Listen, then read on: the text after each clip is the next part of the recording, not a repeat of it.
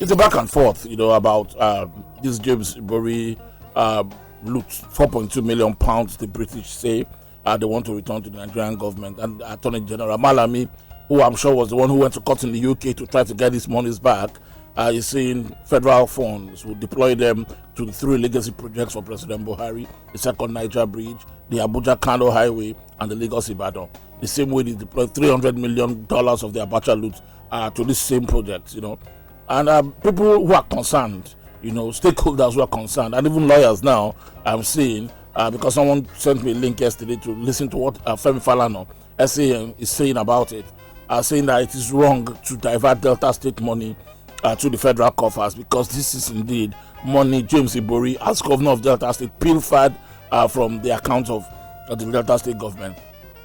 But there's an irony about this, because even the Delta State government themselves, have never ever indicated that James Ibori stole a dime. In fact, they had gone to court to say James Ibori is the saint of the Delta. That he has, even when the very obvious one, and I think that if the Delta State government, because I haven't spoken yet officially, the Delta State government haven't reacted. The Commissioner for Information just spoke off his cough. I'm sure he did not have the permission of the governor to speak when he said that it's the height of wickedness to divert the money to other projects when there are bad roads in Delta. He was just speaking for himself. Officially, the Delta State government, through the Attorney General or through the governor himself, have not spoken on this matter. When they do, we'll hear. What happened in the National Assembly yesterday was that lawmakers from Delta State, led by the minority leader Ndude Lumelu, sponsored a motion, and adopted a resolution afterwards that the money should be returned to Delta State coffers, and that the money is not even £4.2 million. They think that they know that it's £6.2 million. Wow. And that means £2 million is missing in the offing. But Attorney General Malami is saying the money is even more. That's what they are trying to pursue from what James Ibori's associates and family members stole in the UK is over £100 million. And this is just the first one that is coming. This matter will be very controversial.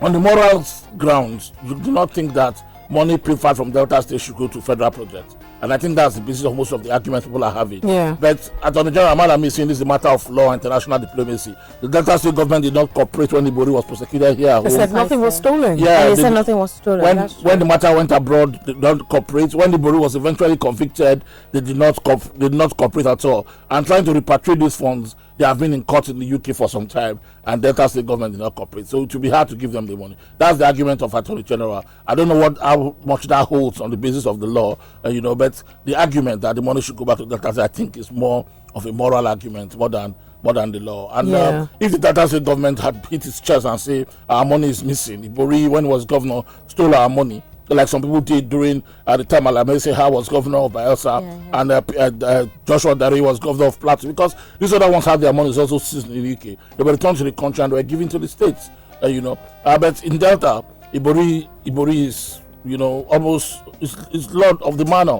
He returned and he was very, very well celebrated. Yes, and there are people who are saying that if you return this money to the government of Delta, it will find its way back but to return him. it to So do you think James, it's based on that premise? That's why the federal government is trying to use the monies for other. But I think the government has a policy of all looted funds should be directed towards this legacy project, the President Buhari legacy project, to call them. The money gulping project, the second Niger Bridge, for instance, it's gulping money. The Lagos Ibadan, that road, they're always building it. They've never finished. I think the Buhari administration really wants to complete it, and then of course the Abuja-Kano is a super federal highway.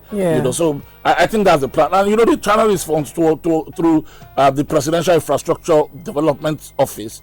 And the funds are managed by the Nigerian Social Investment Authority. So it's not as if the money goes to the presidency or to Attorney General Malami. There's a common fund managed by the NSIA, where Uche Ugoji's MD, and they channel these funds to this project.